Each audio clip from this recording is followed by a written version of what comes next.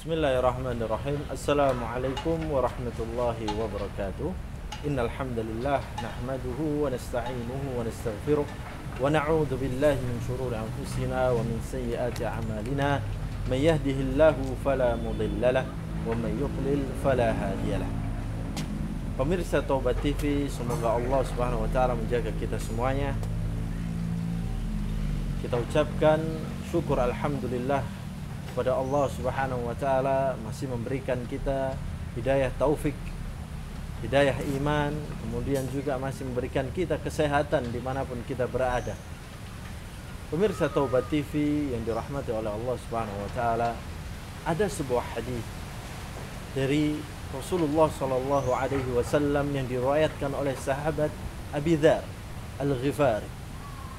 Hadis tersebut pendek, akan tetapi mempunyai makna yang sangat luas, mempunyai makna yang sangat-sangat luas sekali, dan sangat bermanfaat sekali bagi kita sebagai kaum muslimin untuk mengetahuinya dan juga mengamalkannya. Ketika kita mau mengamalkan hadis tersebut, niscaya Allah Subhanahu wa taala akan menyelamatkan kita di kehidupan dunia, dan nanti insyaallah akan Allah Subhanahu wa taala masukkan kita ke dalam surga Allah Subhanahu wa taala. Hadis tersebut adalah qala Rasulullah sallallahu alaihi wasallam, ittaqillaha haitsu ma kunta wa atbi'is sayyi'ata alhasanata tamhuha wa khaliqin nasa bi khuluqin hasan. Yang artinya, bertakwalah kamu kepada Allah Subhanahu wa taala dimanapun kamu berada. Wa atbi'is sayyi'ata alhasanata tamhuha, dan ikutilah segala perbuatan burukmu dengan amalan-amalan kebaikan. Wa khaliqin nasa bi khuluqin hasan, dan bermuamalahlah atau bergaullah kalian dengan manusia dengan pergaulan yang baik, dengan muamalah yang baik. Pemirsa Taubat TV yang dirahmati oleh Allah Subhanahu wa taala, hadis ini tidak asing di antara kita semuanya. Mungkin anak-anak kita atau adik-adik kita sudah hafal tentang hadis ini. Kan, tapi mari kita kaji sedikit tentang hadis ini.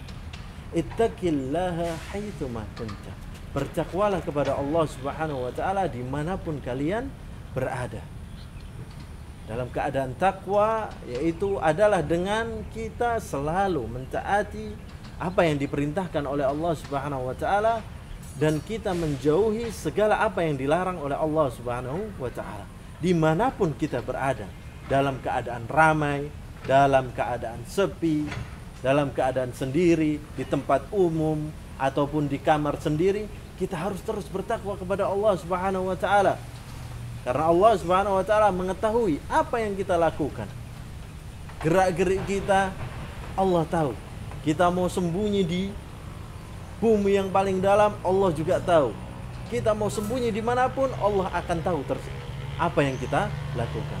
Kita dituntut untuk selalu bertakwa kepada Allah Subhanahu wa taala, beriman kepadanya, melakukan apa yang diperintahkan oleh Allah dan menjauhi apa yang dilarang oleh Allah Subhanahu wa taala.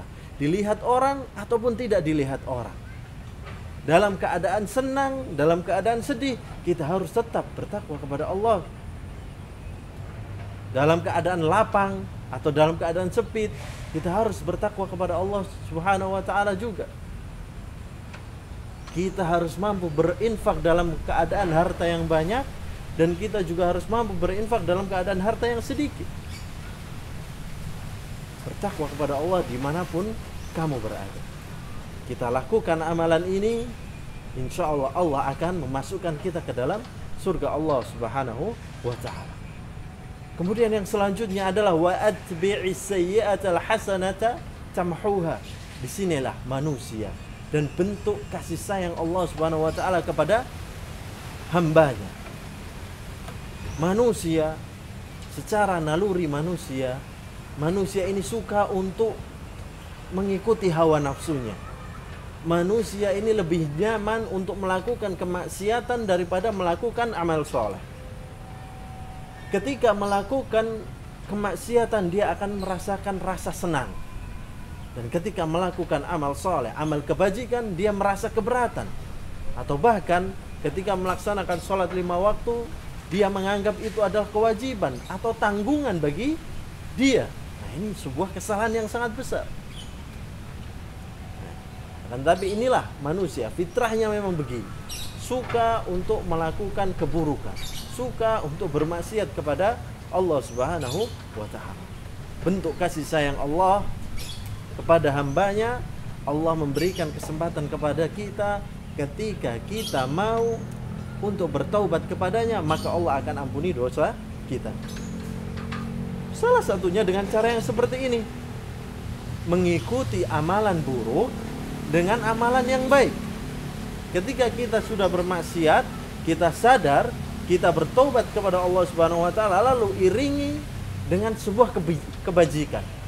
Maka kebajikan tersebut akan menghapus keburukan atau kemaksiatan yang telah kita lakukan. Ya. Sabda Rasulullah sallallahu alaihi wasallam, "As-salawatul khams wal jum'ah ilal jum'ah wal ramadan ilal ramadan mukaffiratun lima bainahunna idza istanabatil kaba'ir."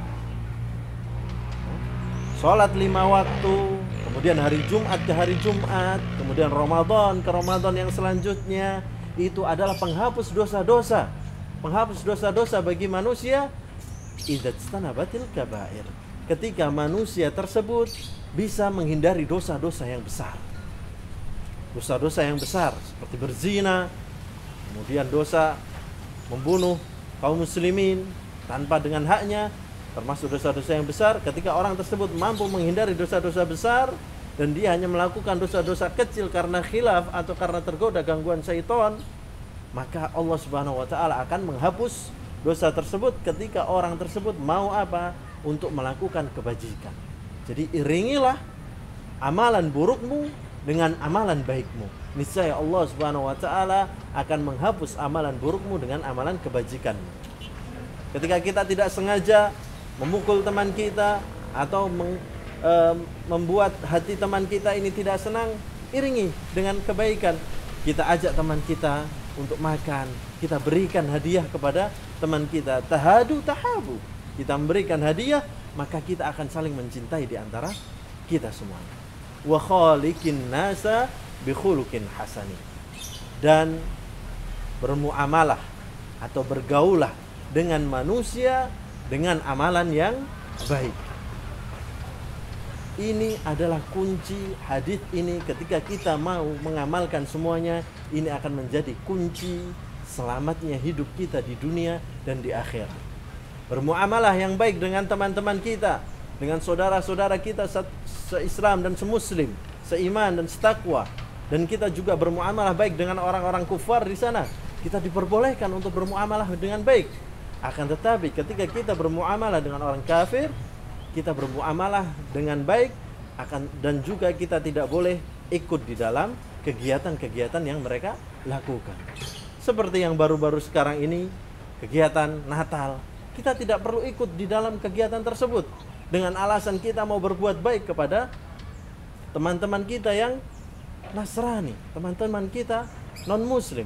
Kita tidak perlu untuk melakukan hal-hal yang seperti itu. Atau bahkan kita mengucapkan ucapan selamat terhadap hari raya mereka. Maka ini tidak diperbolehkan di dalam Islam. Karena ketika kita mengucapkan selamat kepada mereka, berarti kita sudah mengakui atau kita turut bahagia atas hari raya mereka. Yang mana hari raya tersebut adalah sebuah kedustaan yang besar dan juga sebuah kesyirikan yang besar kepada Allah Subhanahu wa ta'ala. Pemirsa Tobat TV yang dirahmati oleh Allah Subhanahu wa ta'ala, hadis ini hadis yang pendek, dan insya Allah dalam 5 menit kita semuanya bisa menghafalkan hadis tersebut. Akan tetapi ketika kita sudah faham maknanya, kemudian kita juga bisa mengamalkannya, kita mau untuk mengamalkan isi hadis tersebut, itu menjadi kunci sukses kehidupan kita di dunia dan juga kehidupan kita nanti di akhirat. Wallahu ta'ala a'lam bishawab. Semoga Allah Subhanahu wa ta'ala memberikan kita hidayah taufik dan selalu membimbing kita di kehidupan dunia dan menyelamatkan kita dan memasukkan kita di surganya nanti. Wassallallahu ala nabiyyina Muhammadin wa ala alihi wa ashabihi wasallam. Wassalamualaikum warahmatullahi wabarakatuh.